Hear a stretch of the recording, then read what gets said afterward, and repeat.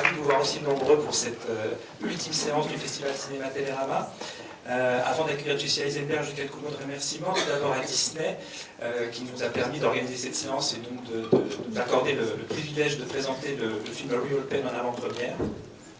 Et remerciements également aux 7 Parnassiens qui nous accueillent ce soir pour cette séance qui a été un petit peu improvisée, mais qui est vraiment, on est vraiment ravis de pouvoir avoir pu vous offrir. Et voilà, on va commencer par poser quelques questions à Jesse Eisenberg, après je vous donnerai la parole. Je vous demanderai juste, il risquera beaucoup. Normal. Il y aura peut-être beaucoup de questions, donc je vous demanderai d'être très concis dans la formulation de votre question. Ne donnez pas votre sentiment sur le film, même si vous avez envie de le dire. Posez votre question la plus brève possible. Ça permettra d'avoir le maximum de questions posées ce soir. Et posez votre question en français aussi. Il y aura une traductrice, Anaïs Duchet sera là pour traduire les propos de Jesse Eisenberg et traduire vos questions à Jesse Eisenberg. Voilà. Toutes ces précisions étant faites, je vous demande d'accueillir avec enthousiasme l'acteur, auteur, réalisateur et acteur de A Real Pain, Jesse Eisenberg.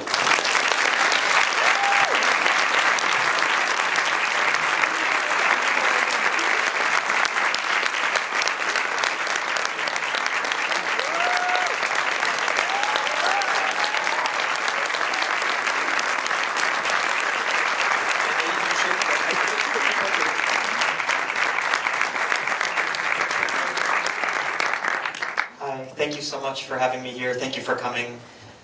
And I'm sorry that I speak quickly.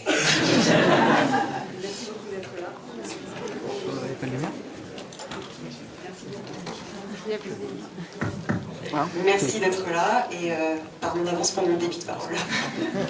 Bonsoir Jessie, ma première question portera sur le côté autobiographique ou pas du film. Donc, en quelle mesure ce film est-il autobiographique? The movie is mostly fiction, but there are several autobiographical elements. The house that we filmed the movie in, that at the end. Yes. There's a demon here.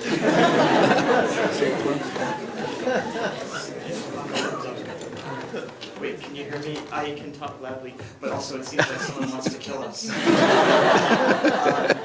So, yeah, we filmed the movie at this house that my family lived in. And the character of Grandma Dory is my Aunt Doris, but she came to America early, before the war. So the person who survived the war is her cousin Maria. So a lot of it is mixed fiction with nonfiction. I don't have a cousin like that. I wish I had a cousin like that. Just he's so funny. But yeah, it's mostly fiction. Yeah, thank you. C'est principalement de la fiction, mais il y a des éléments quand même du réel. La maison, on a pu tourner dans la maison où ma famille a vécu. La grand-mère Dory du film, c'est en fait ma tante Doris qui est arrivée, elle, avant la guerre aux États-Unis. Mais c'est sa cousine Marie qui était une survivante. Et je n'ai pas de cousin comme ça, même si j'aimerais bien, parce qu'il est vraiment très drôle. Avant de tourner le film, aviez-vous fait un voyage mémoriel en Pologne comme ceux que font les personnages de Real Pain?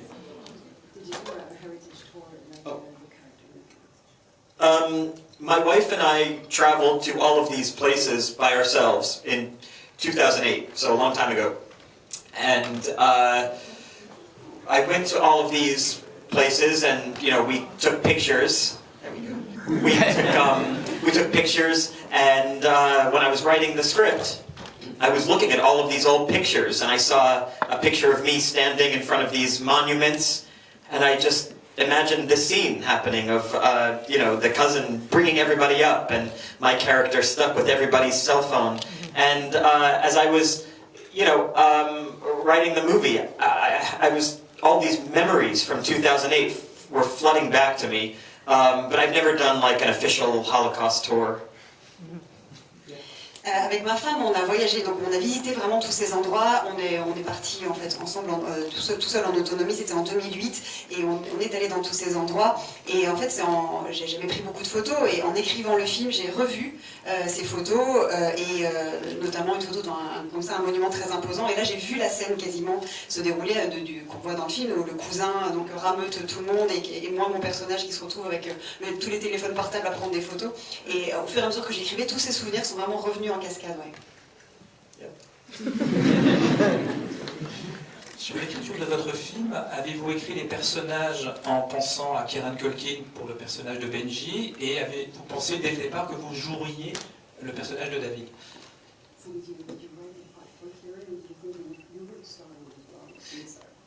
Yeah, thank you. After I finished writing the script, I thought I would play Benji because it's more fun, and he gets to say fuck all the time. But then one of our producers is Emma Stone. You know, she's a great actor, and she told me, don't play that character and try to direct the movie because it's going to be too hard because his character is, so unhinged. And so she said it would be too difficult, and she was right. So I was trying to think of somebody who would be good if I was playing the boring part, who doesn't ever say fuck. And I had met Kieran like 15 years ago at an audition, and he was so funny and so alive and angry, but also charming. And I thought I had this memory of meeting him, and I thought, oh yeah, that's him, that's the character. And I could picture us together. Au départ, en écrivant, je pensais jouer le rôle de Benji parce que il est beaucoup plus marrant, et puis il dit putain tout le temps, ou fuck. Mais notre productrice Emma Stone, qui elle-même est une grande actrice, m'a dit n'essaye pas de jouer ce personnage-là en particulier, et en même temps de réaliser le film, parce qu'il est vraiment trop déjanté, ça ferait beaucoup trop sur tes épaules. Donc j'ai réfléchi à quelqu'un qui pourrait jouer ce rôle beaucoup plus chiant, qui dit pas fuck, donc finalement c'était moi. Mais j'avais rencontré Kieran il y a 15 ans à un casting, et je l'avais vraiment trouvé extrêmement drôle, très vivant. Il avait aussi à la fois ce mélange de colère et de charme, et je me suis dit que vraiment oui, ça pouvait tout à fait être lui. Mais jouer dans le film qu'on réalise, c'est déjà avoir un gros poids sur les épaules. Vous teniez vraiment à jouer dans votre film? Parce que dans le premier film que vous avez fait comme réalisateur, vous ne jouiez pas dedans.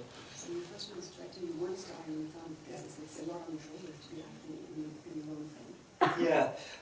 Actually, thought it was really helpful for me to act in the movie because I got to really control the scenes from the inside. It's like having a spy. Because I got to keep the pace in the way that I wanted to. I got to keep the humor the way I wanted to. It's kind of a strange kind of humor in the movie. It's funny, but also sad. And so by being in the scenes myself, it allowed me to kind of maintain even more autocracy over my sweet, sweet actors. En fait, je pense que ça m'a aidé de jouer dans le film parce que je pouvais vraiment contrôler les choses de l'intérieur, un peu comme en étant mon propre espion. J'ai pu imprimer la rythmique et l'humour qui est assez particulier, qui est une sorte de drôlerie triste. Et dans les scènes, ça me permettait, le fait d'être dans les scènes, ça me permettait de maintenir ma petite autocratie avec mes acteurs bien aimés. Est-ce que cette autocratie s'applique aussi au respect des dialogues? Est-ce que vous autorisiez vos comédiens à improviser un petit peu, ou alors on respecte le scénario à la virgule près? Yeah, I hate improvisation.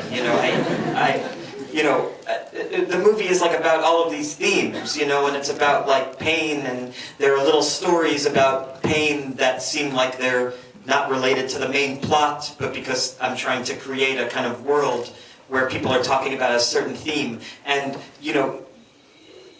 improv is like, where somebody decides to say something funny to make the crew laugh, because it's boring. And I hate that stuff. But there's one improvised line in the movie.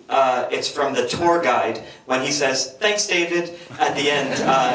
He just said that, I think, to make me laugh, and I was angry at him, but it was so funny.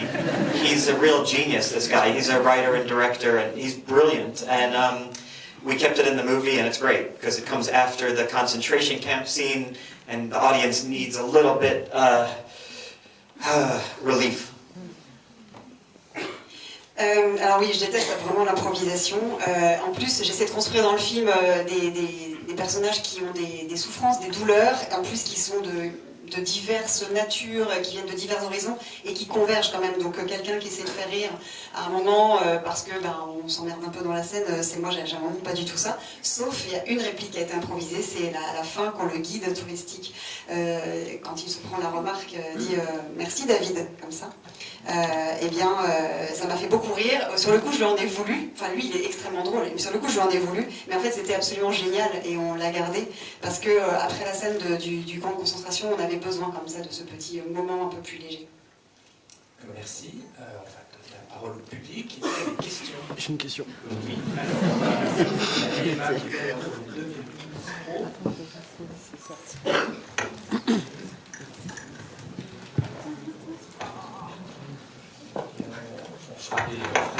Les trois questions au début, là, sur les premiers rangs, on verra après pour les rangs derrière. Bonsoir, je voudrais savoir, en français ou en anglais? En français. Bonsoir, je veux savoir combien il a coûté le film. Voilà une question précise. Like 3.5 million US. So 20 million, so 1 million. Wait, I have a joke, but it's not a good joke. So, but it's like 3.5 million US, so 1 million euro. It's a currency exchange joke. Usually they're great. Alors 3,5 millions de dollars américains, donc voilà. Et, en blague de conversion de monnaie, 1 million d'euros. Il y a un très petit budget. Thank you. Bonsoir. Deux petites questions, j'ai essayé d'être très bref. La première, c'est l'auteur et scénariste Jerry Stahl qui a écrit il y a 1 an ou 2 un livre qui s'appelle 999, que vous avez dû lire peut-être. Non. Alors je vous conseille. C'est sur justement un circuit touristique qu'il fait en Pologne. Il visite différents camps de concentration. Il le fait sur un mode humoristique assez burlesque. Et j'ai eu l'occasion de l'interviewer, je lui avais demandé, mais est-ce que vous êtes mis des barrières justement dans le traitement justement de cette histoire? Est-ce que voilà, parce que traiter ce sujet sur un mode comique, c'est assez compliqué. Et je voulais vous poser la même question, si vous avez vous-même mis des barrières. Et seconde, très petite question, est-ce que vous avez fait une référence ou des clins d'œil à le film où vous avez joué précédemment, The Jewish Connection, où il y a des juifs assidiques aussi, qu'il y a aussi des histoires de trafic de drogue, bon, vous avez fait peut-être des clins d'œil là-dedans, donc c'était pour vous poser la question. Voilà, merci. Thank you.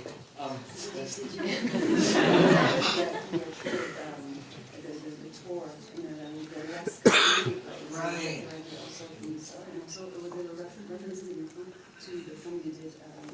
Jewish connection. Yeah. Oh, thank you. I read like the first few pages of Jerry Stahl because it was too similar. I didn't want to read it, And I have ADD, so it's hard to read.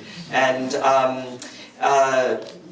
in terms of I played a Hasidic Jew in a movie. Yeah, that you said Jewish Connection is the translated title. And no, and with this movie, I was really trying to do the opposite, to try to show more accessible, modern, secular Jews who are interested in their family's history, but not because of faith, but because of history and culture. I don't have much interest in God, but I'm interested in history. But maybe I'll go to hell, and then when I get there, they'll say, you shouldn't have read all those history books. You should have read the Bible. And that's when I'll know I made a huge mistake. Alors j'avais lu seulement quelques pages de ce livre parce que c'était un peu trop près de mon sujet à moi, et puis en plus je n'arrive pas à lire de bout en bout un livre, j'ai des problèmes d'attention.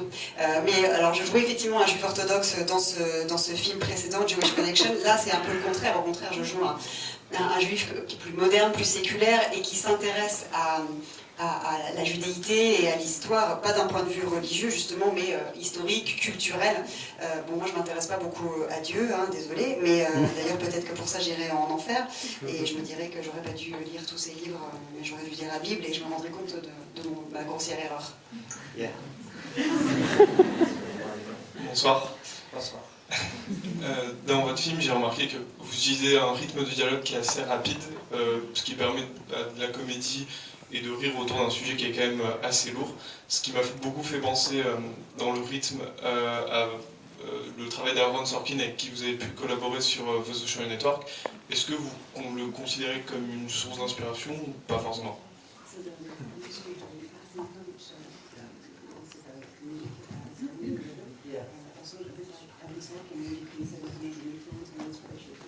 Oh, thank you.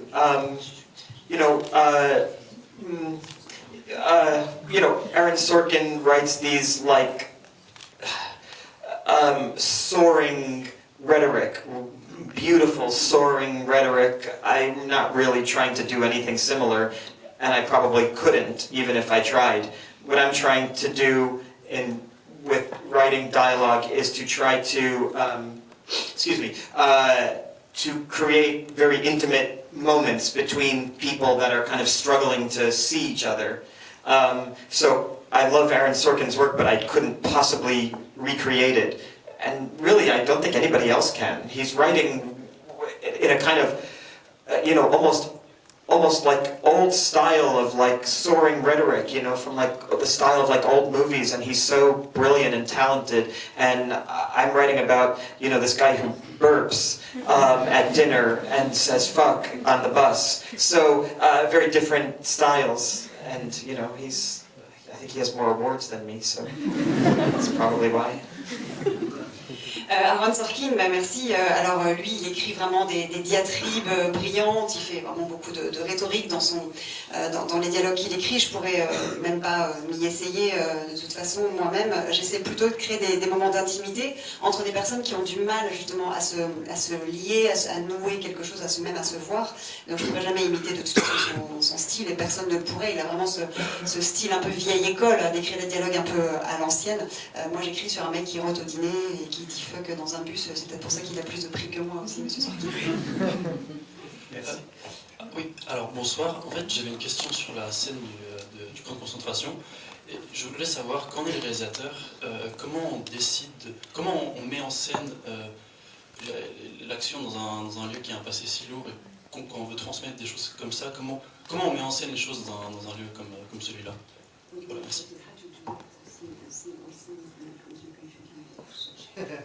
Oh yeah, it was very strange. I felt guilty even writing a scene in a movie where they go to a concentration camp, because it seems exploitative. No matter what you do there, it feels exploitative. And it feels like melodrama. No matter what happens, you could have people just walking through and it's melodrama, and I hate melodrama. So when I was writing the script, I wrote, my Danic day, and then I just wrote a note to the reader: this scene will not have music in it, and it will be shot very simply. The characters will walk in a room and then out of the room. And then when we were on set, we did just that. I put the camera in place. I told the actors, come into this room, look at whatever you see, and when you're ready, you can leave. And there was no dialogue, there was no drama, there was no music, there were no fancy camera shots of pushing in on a crying tourist, because to film there at all is a great privilege, and you want to be as kind of respectful and mature as possible. Thank you for asking me that. C'est effectivement quelque chose d'assez étrange. Je me sentais déjà coupable d'écrire une telle scène. Ça me paraissait être un petit peu, d'être un peu de l'exploitation. Et très rapidement, ça pouvait tomber dans du mélo, et je déteste le mélo. Donc j'avais fait une note en disant: cette scène, elle sera tournée sans musique et avec des plans extrêmement simples. On verra juste les personnages entrer et sortir. Et c'est ce qui s'est passé sur le tournage. J'ai posé ma caméra, je leur ai dit voilà, chacun vous entrez, vous regardez ce que vous voulez regarder à l'endroit où on est, et ensuite quand vous êtes prêts, vous ressortez.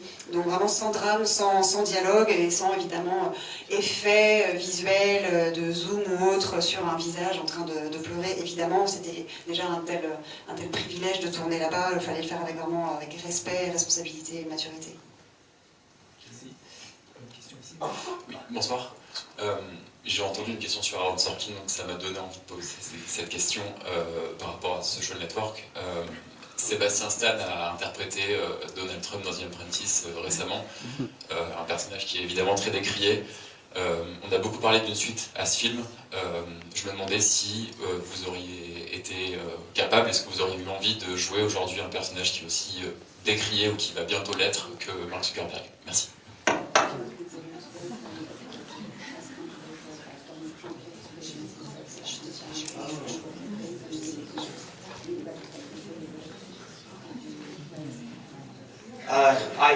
I know Sebastian, and I always ask him, like, do you walk down the street? Do you look over your shoulder every time you step outside? Like, and he's like, yeah, well, not really, but, he's aware, that it's like, it's really fascinating to play characters like that because they're in the public consciousness in a certain way.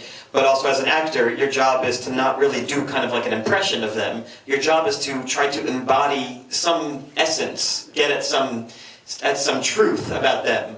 And if the movies are well written, in the case of the movie I was in, it was like really well written. So it was a great character. And if Mark Zuckerberg was not a real person, it's still a great character because the way it was written. So it's really, it's a lot of, it's really kind of the writer's job to interpret this person, and then the actor's job, if it's a good role, to play the role like it was any other character. Sébastien Stam, je le connais et moi-même je lui pose la question, je lui dis mais comment tu fais dans la rue, tu te retournes un peu pour voir si t'es pas suivi, il me dit bah oui un peu, en tout cas il a conscience de ça. Moi j'aime beaucoup, ça me fascine de l'idée de jouer des personnages qui sont tellement dans l'inconscient ou la conscience même collective. En tant qu'acteur on n'est pas là pour imiter des personnes, on est là pour incarner une vérité d'un personnage, ça devient forcément un personnage, et si c'est bien écrit, comme dans le film évidemment Social Network, eh bien ça devient un excellent personnage, et même si ça n'était pas quelqu'un de la vraie vie, ce serait un excellent personnage de fiction, et après c'est au scénariste d'en faire une interprétation de cette vraie personne pour en faire un personnage. Hello, sorry, I speak better English than French, so... Oh, me too, thank you. Yeah. And I'm Polish, so first of all, thank you so much for just representing and... Where are you from? Warsaw. Wow, okay. So, seeing my childhood home on the screen is amazing. So thank you so much. It's my third time seeing the movie, so I'm so amazing. And I just wanted to ask, because I saw that most of the crew was Polish, and have you noticed maybe different approach of a way of filmmaking in... I mean, not mine, but my countries. Yes, definitely. Alors, merci beaucoup pour ce film. C'est la troisième fois que je le vois et donc je suis polonaise de Varsovie et je voulais vous demander si donc je vois que vous avez travaillé avec une équipe essentiellement polonaise. Est-ce que vous avez remarqué qu'il y a une façon différente de faire du cinéma? Yeah, it was amazing because the whole crew was Polish, and it occurred to me as I was thinking about the crew, everybody on set was like a real artist. The movie industry in Poland is not so big, and so there are not a lot of people who are attracted to the movie industry because it's a good job. They want to be there because they like film. And you have the greatest film school in the world, in Łódź, and so you have the greatest filmmakers every year coming out of film school there. And so everybody on set was an artist. In America, you see a lot of that, but also in America, working in the movies is kind of a good job, for a lot of people. And so you find a lot of people who don't really care about movies, but it's a good job, And in Poland, there's just no room for that. So we were just working with a group of just everybody. I mean, everybody down to the guy who drove me to the set every day had great taste in film. It was an unusual and really thrilling experience, and I'm so glad you came tonight. Thank you. Oui, toute l'équipe était polonaise en effet, et ce qui m'a frappé c'est que là-bas en Pologne, en tout cas toutes les personnes qui travaillent sur les tournages sont vraiment eux-mêmes toujours des artistes, parce que c'est un petit milieu, c'est une petite industrie, et donc les gens qui sont attirés par ces métiers du cinéma, ce n'est pas parce qu'il y a beaucoup de débouchés et que c'est justement un bon plan de travailler dans le cinéma, mais c'est uniquement parce que ce sont des passionnés, mais vous avez par ailleurs une des meilleures écoles au monde à Łódź, dont sortent vraiment de très grands cinéastes. Aux États-Unis aussi, on a des gens évidemment très bons, mais c'est aussi parce que ce sont des métiers qui sont mieux considérés, mieux payés, donc ça attire aussi pour cela. Ce qui n'est vraiment pas le cas en Pologne. Et là, en Pologne, jusqu'au chauffeur qui me conduisait tous les matins sur le plateau, c'était un très grand cinéphile. Donc vraiment, ça c'était très frappant. Merci d'être là. Sorry. speak better French. Oh, this is great. So I wanted to ask, because sometimes people say that when you gain certain distance of certain things, you gain more perspective, and you're not only the actor and the director of the movie, but it's also a family story in a way.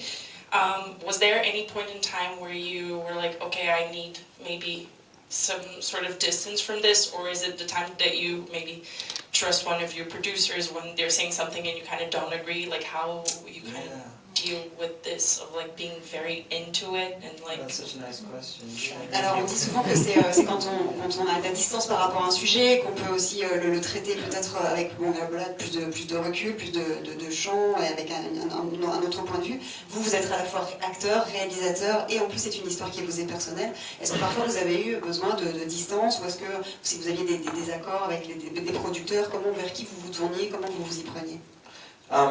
No, thank you for asking that. The story that comes to my mind is that as soon as it started to turn into a movie, as soon as I was in Poland and we were hiring people, it just became a movie and it didn't feel personal anymore. It just became like a circus that I had to build every day. And there was a scene outside my family's home. The boys at the end, they go to this house and they put rocks down on that house, and it's my family's house that in 1939 they were taken out of, And we were filming that day at this house, and our trailers were parked across the street from the cemetery where they killed the Jews in this town, in the cemetery. And the trailers are parked there. And I remember just thinking the whole day, I was just worried about that it was going to rain at 6 o'clock, and we were supposed to shoot until 7 o'clock. And so the whole day I was just thinking, okay, if it rains, that means we have to turn around this way because we can cover Kieran and shoot his face this way. And I called my father at the end of the day, and I said, we filmed in front of the house, his family house. And he was like, how was it? Were you okay? And I was like, it felt like being on the set of a superhero movie. It felt like being on the set of any other movie. And so the movie, when I was writing it, it feels personal. But then as soon as other people start to work on it, it just becomes like, Now You See Me 3. It's like any other movie. You're worried about schedule and budget, and are the actors good, and is my costume stupid, and it doesn't feel personal, and it hasn't felt personal in a year and a half. En fait, dès la seconde où c'est devenu un film, où on est arrivé en Pologne, où j'ai engagé l'équipe, c'est devenu beaucoup moins personnel d'une certaine manière, c'est devenu un cirque qu'il fallait que j'anime au quotidien. Quand on a tourné la scène devant la maison, où on dépose les cailloux, c'est donc la maison de ma famille, dont ma famille a été chassée en 1939, et on a tourné cette scène, et les loges étaient en face, on avait garé donc les camions-loges, en face du cimetière, le cimetière de la ville où tous les juifs ont été tués. Et donc moi, toute la journée, tout ce qui m'inquiétait, c'était des considérations vraiment logistiques sur la pluie, est-ce qu'il allait pleuvoir, et là, quand on allait tourner peut-être la caméra pour pouvoir abriter Kieran. Et le soir, j'ai appelé mon père en lui expliquant qu'on avait tourné devant la maison familiale, et il m'a dit, ça va, tu tiens le coup, c'est pas trop dur. Et en fait, moi, j'étais complètement sortie de ça, parce que d'un seul coup, ça pouvait être le tournage du prochain film de super-héros, ou de n'importe quel autre film. Finalement, je m'inquiète de choses comme, est-ce que mon costume est ridicule, c'est ce genre de considérations. Et ça fait 1 an et demi que je suis un peu dans cet état d'esprit où je me suis vraiment, finalement, distanciée de ce sujet, c'est moins personnel. On a encore le temps, Sam? Hello, I will follow on in English if you don't mind.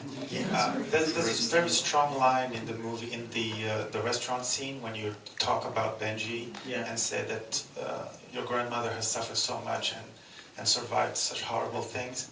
And it amounts to somebody who just who's just like a bum. And does not live up to what the family heritage is about. So I was wondering if that was the main theme that you had in mind, because we're seeing. I mean, it's a very relevant to what we're seeing these days in the anniversary in Auschwitz and all the history of suffering, but also resistance. And just perhaps you had in mind that we are not just able to live up to what those people have suffered. Yeah, exactly. La scène au restaurant où vous dites cette phrase que votre grand-mère a tellement souffert que rien n'est comparable à ça, c'est vraiment cette déflagration et que nous-mêmes, enfin personne ne peut être à la hauteur de ça. C'est un thème. Est-ce que c'était ça pour vous vraiment le thème au cœur du film? Parce que c'est très d'actualité. On voit beaucoup de témoignages aujourd'hui avec les commémorations de la découverte d'Auschwitz sur la résistance et sur le fait que rien de ce qu'on peut vivre aujourd'hui ne peut se mesurer à ça. Yeah, exactly. What you said is the whole reason I made the movie. It's because I'm a depressed person who, you know, I tried to kill myself when I was younger and they put me in a mental institution and I'm like a miserable person, and yet my ancestors survived by a miracle. Like, they survived because the gun was pointing this way and they were over there, not there. And it's like, how is it possible that the people who survived, as we say, by 1,000 miracles, you know, 80 years later want to kill themselves? I don't understand it. I don't understand myself. And so that's why I wanted to write the movie, because I'm depressed, and yet I know I have a good life. And how is that possible? And my answer is that I think I'm disconnected from meaning. I think I'm disconnected from anything that means anything, because my life is okay. And because my house has air conditioning, and so I have no meaning in my life. And I have a good job, you know, and so that's why I wanted to make the movie. It's exactly, thank you for asking such a nice question. Merci pour cette question parce que c'est effectivement exactement pour ça que j'ai voulu faire ce film. Moi je suis quelqu'un de dépressif, voilà, j'ai essayé d'attenter à mes jours quand j'étais plus jeune, j'ai été internée, je suis quelqu'un de foncièrement malheureux, alors que mes ancêtres ont survécu par miracle à la mort parce qu'ils étaient du bon côté de là où pointaient en gros les armes à feu. Donc, et je me dis comment c'est possible que moi, issu de cette histoire-là, je ne me comprends pas moi-même en fait. Mais je crois que la réponse est que ma vie est belle, qu'elle est sans problème, et que donc je suis déconnectée du sens des choses, d'une certaine manière. Mon confort, ma maison climatisée, ça m'a enlevé d'une certaine manière le sens de la vie. Donc oui, c'est pour ça que j'ai voulu faire ce film.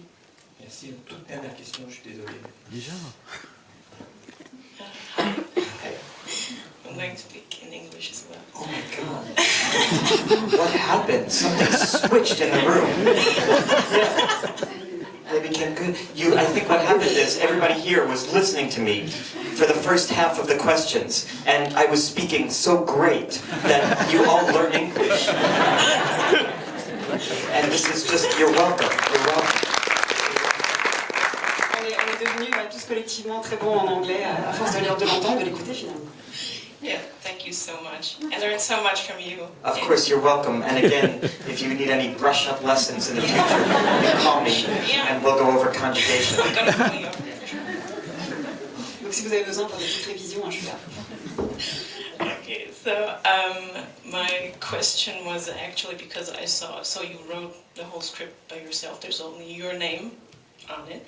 But my question is because myself, like almost 1 year ago, I wrote my first short film, and if I didn't have had any help, it would have been less good.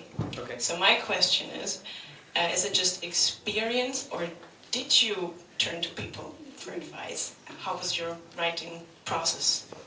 Alors, vous êtes le seul crédité au scénario. Moi-même, il y a 1 an, j'ai écrit mon premier court-métrage et il me semble que sans aide extérieure, j'aurais pas réussi ou ça aurait été moins bon. Et vous, alors, est-ce que c'est l'expérience qui fait que vous arrivez à écrire seul, ou est-ce que vous êtes tourné vers des personnes? Comment vous écrivez? Well, thank you, and congratulations on your movie too.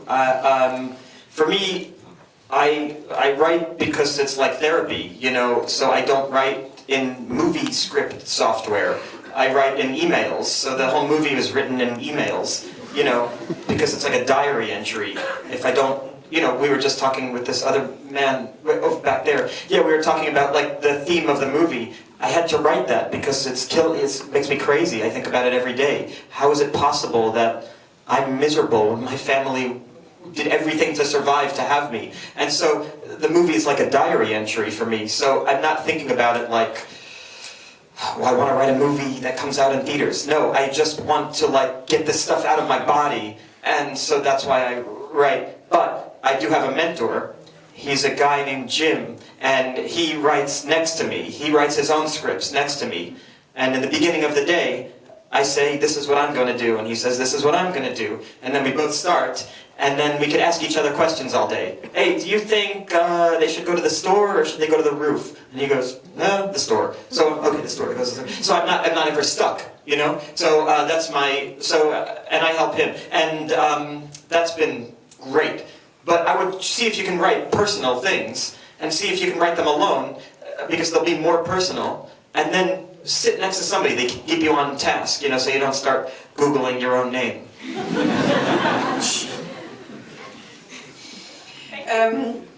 Alors moi, j'écris parce que c'est totalement thérapeutique pour moi, et j'écris même pas dans un logiciel, dans un traitement de texte, j'écris dans des emails, comme des entrées de journal intime.